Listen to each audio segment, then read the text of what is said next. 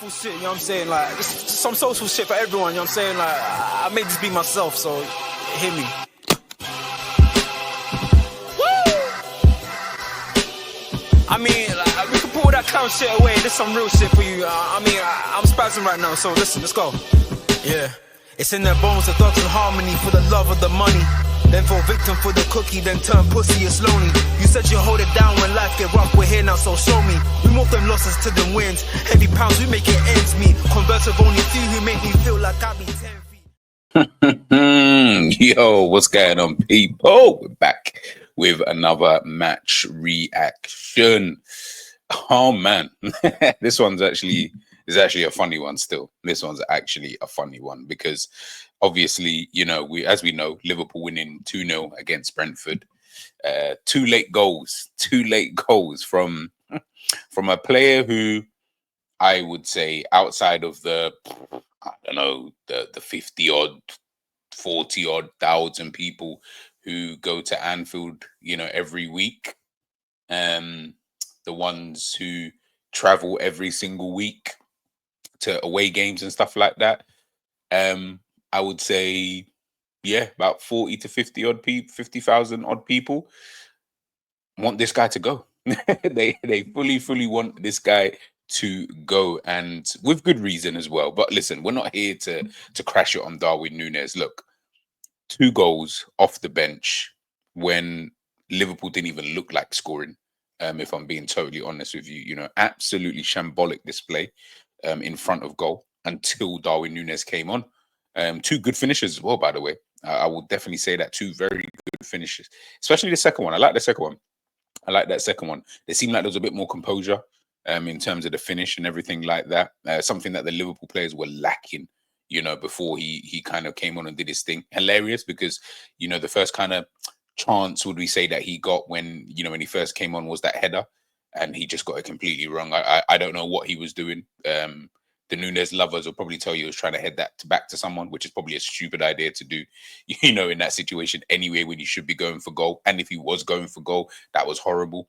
Then he comes up with 2 finishes like that. It's honestly, he's just such a weird player, man. He's an NPC, man. Honestly, he's an NPC, just random, so random with the things that you do. Then, if I'm being honest, he should have been sent off. He should have been sent off in the game. Like I said, I don't want to crash it on him. Good cameo off the bench. You cannot say much more than that. 2 very good finishes, but he should have been sent off. He definitely should have been sent off. And to be honest, I would have understood if the referee had given a straight red. To not even give him a yellow, I don't know. Especially obviously because he got the first yellow for taking off his shirt, you know, after the first goal. But yeah, definitely for me, should have been sent off, you know, in the game. But like I said, I don't want to crash it on him because the goals were good and it won us the game. But, you know, in a general sense, I think it's always a weird one. You know, this was the lineup, obviously, that we had for the game. I think that's the same lineup. I feel like that's the lineup I went with anyway before the game. So, you know, no real complaints about that. This is obviously how Brentford set up, you know, for the game. Again, I kind of had a feeling that they would set up in this kind of way. Try to be as solid as possible, you know, and it was almost at times you started to see that it was like Mbeumo was up front by himself. You know, Wissa might drop in, or one of the two might drop in, Wissa or Mbeumo. They might try and drop in Norsgaard and Van Out. They were just like a shield in front of that, you know, back 4 there. And then sometimes Damsgaard would come in there as well and almost form a 3 in there. But then Yarmouk, you know, he would be there as well. So it's like it was almost like having a 4-5-1 almost at times, but then kind of resetting a 4-4-1-1. I don't know. It was a bit weird in terms of at times, but again, it just more depended on where the ball was and stuff like that, you know, for Brentford. But they were, you know, determined to make it as humanly hard as possible, you know, to score. And obviously, look, we've all seen the stats. They're probably flying around everywhere, you know, 37 shots, 8 on target. We had all the possession, XG 3.4. We only scored 2 goals. I mean, it's one of those, yeah. It's not even about, like, I don't even want to say we didn't deserve it in that kind of sense. I feel like we just about deserved it. And when I say we just, it's not the fact that just because you have 37 shots, they don't really matter when you're only scoring 2 goals and you're only getting 8 on target.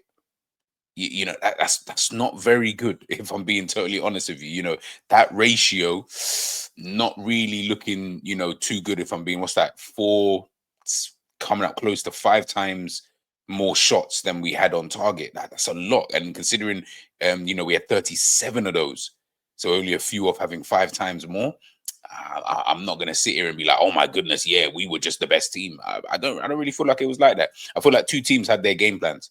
You know, Brentford hit you on the counter, try and be as rigid and as solid at the back. Again, I'm not saying Brentford deserved it by any stretch, by the way. I don't think they would have deserved the victory at all. Liverpool were the team who I did feel like if anybody's going to win, it's going to be Liverpool, just for sheer, you know, relentless kind of behavior. You know, something that we've always had installed within us. But yeah, I like it's not a it's a weird one. It's just such a weird one. Like, it took for someone to come off the bench. So imagine if he didn't play. Imagine if he didn't come off, because none of the Gakpo, Diaz, Salah, none of them, absolutely none of them looked like scoring. Chiesa winning it, like, no, I forgot he even came on at, you know, at one point. But you know, it just didn't look like it was realistically going to happen. And listen, you have those days. You really do have those days. Like, you'll have days where you'll have bare shots, but 37 is a lot of shots to have. Do you know what I mean? It's a lot, and I get it. Yeah, you're peppering their goal. And again, I'm not sitting here saying that Brentford deserved to win it, because they did not.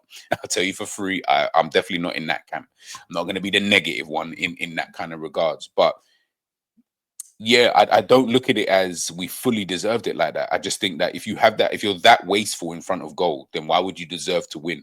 That doesn't really make sense. It's not like we had 37 shots, but 18 to 23 on target. That's different. Then I'm saying flipping it, mate. Like, keeper must have been on drugs. Do you know what I mean? You're gonna have to test him for doping after the game.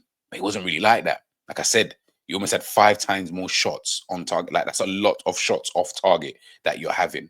You know, like, 2 of those were the goal anyway. You know, 2 of those were the actual goal. So it's like, really, until Nunez came on, basically you had 6. Effectively, you know, in the whole game.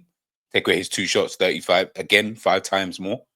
Like, it's again, for me, it's one of those, man. It's one of those. I just felt like it was going to be one of those kind of days, you know, for Liverpool. But listen, sometimes you will have those kind of games. You need to be as resilient as possible. We were probing, we was trying, but yet again, you come up against a team in a low block. Liverpool struggled like there is no man's business. It is crazy. Heck, we were even how you knew it was a bad day. Well, or up until Nunez scored, obviously. How you knew is because even on the transition, we were shit. We were actually rubbish. You just couldn't get the goal, and I was just sitting there thinking, what's going on? Do you know what I mean? Like I said, these games happen, but you know, when you're coming off the back of 2 draws, a defeat in there as well to Tottenham, it's not really great form. So obviously you're looking at the team and you're thinking, all right, you know, maybe we can, you know, rejig things and whatever.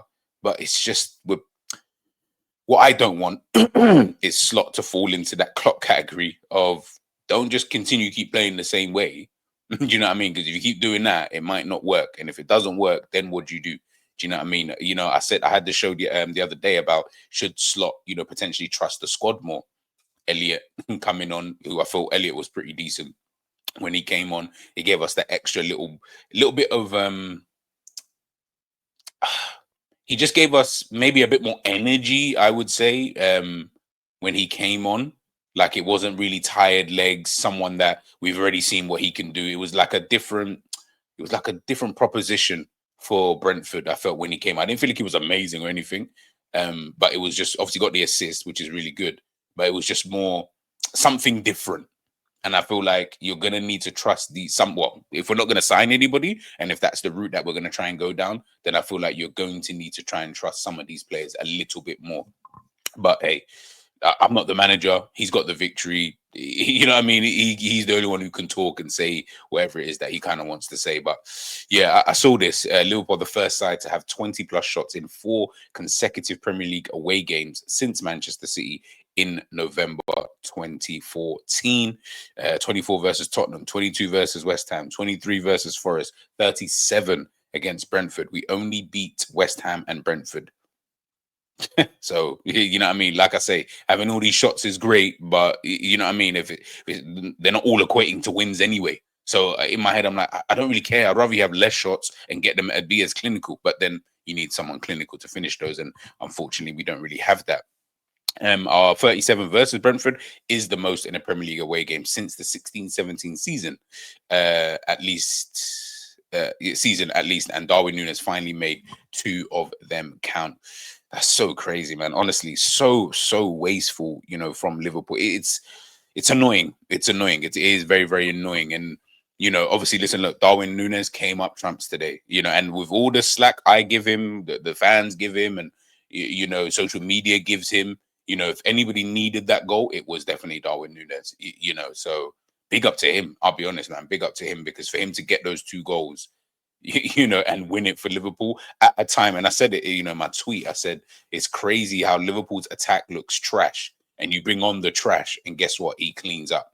Do you know what I mean? He literally cleans up, scores the 2 goals, wins the game for Liverpool.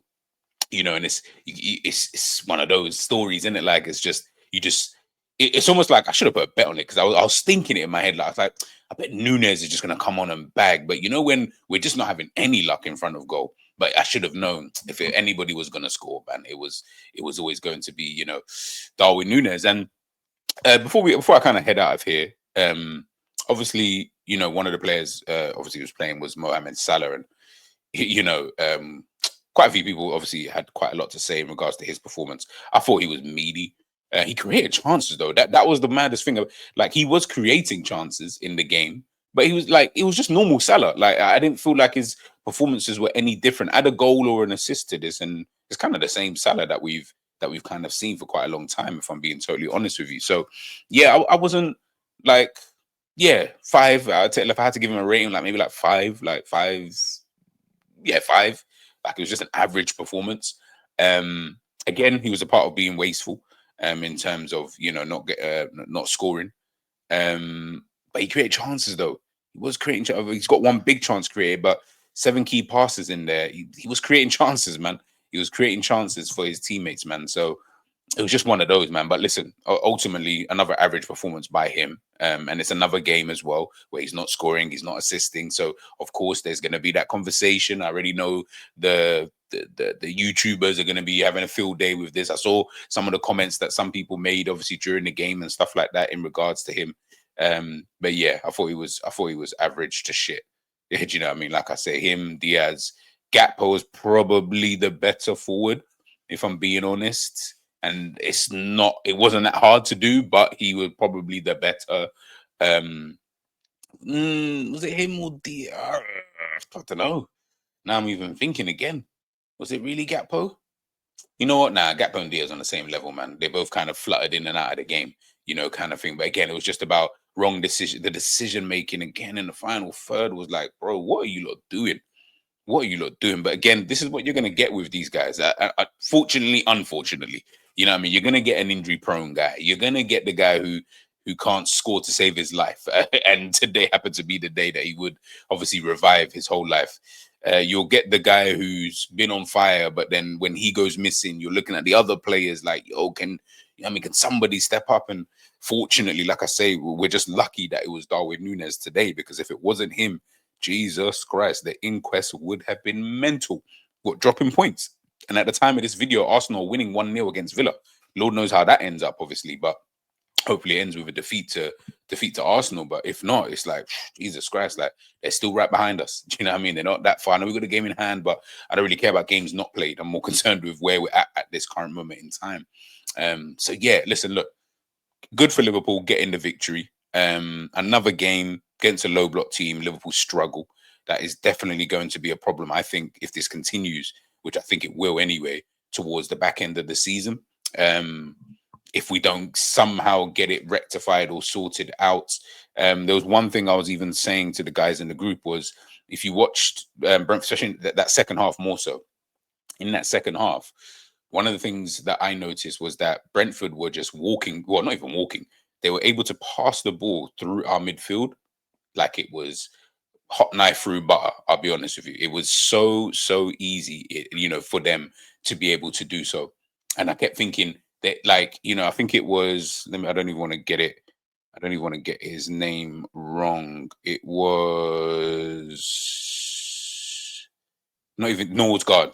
I saw Nordsgaard do it a couple times. Damsgaard at times. But those two anyway. And sometimes even in Buemo in the middle, what they were doing was they would pick up whoever from the back, whether it's Collins, Vandenberg, but whoever. What they were doing was feeding it into, like, bypassing the whole midfield. The whole midfield, Gravenberch, wasn't like, McAllister, bypassed. Absolutely bypassed. And it was just a simple, and it wasn't even like it was an amazing, but just simple bypass. Now they're turning onto our thing. Now, what they do after that is what they do after that. But just that annoyed me throughout the game. I was like, it's all well and good if you're going to keep peppering them and stuff like that. But one, you're not scoring. So from when you're not scoring, it's giving them a bit more impetus. They're at home. So of course they're going to be gassed. Of course they're going to think, you know what? The longer this keeps going on, and obviously it's in the last few minutes of the game, but the longer this keeps going on, we might have a chance here. We can nick a goal here. They had a few opportunities, and I thought, oh, you should have done better there. In Buemo or Vissa, better ball across. Little things like that. Those are the kind of things that just irk me, man, with Liverpool, man. But listen, ultimately, we got the victory. So I'm not going to complain, of course, about getting a victory. It's important to get victories, in moments like this. Obviously, it's difficult because, I'm always like a long-term kind of thinker when it comes to these kind of games. I'm never usually in the moment, so to speak. I'm always trying to look ahead, which probably isn't a good thing, but it is what it is, and that's just what I do. But yeah, listen, we'll be back anyway. We'll be back. Make sure you guys, hit the like button. Big up to everybody who has subscribed to the damn channel already, and just let me know your thoughts in the comment section, man. Didn't want to make this one too long, but I will be back. I'll be back potentially Tuesday morning. With a stream. So make sure you guys stay locked in, stay tuned. I'll catch you guys in a bit. Peace.